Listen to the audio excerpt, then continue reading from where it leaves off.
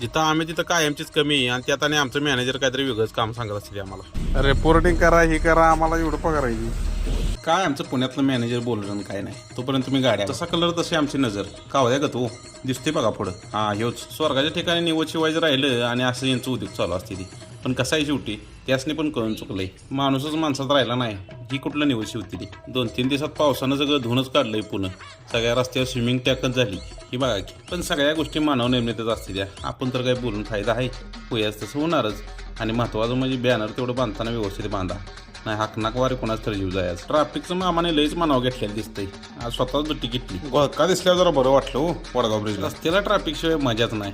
नाहीतर मग आम्हाला असलं उद्योग सुचतील की बघा समोर काचलाच मोबाईल हँगर बसवलाय त्यामुळे काही किती पण येडं मारा. काय येऊ खेड शिवापूरचा टोल नाका बगल तवा जाम आहेच आणि लेन आणि रूल्स काही नाही ती कोण पाळतंय म्हणा सगळी पाळणार आहे ती. आणि काय सवय एवढी घाण लागली आहे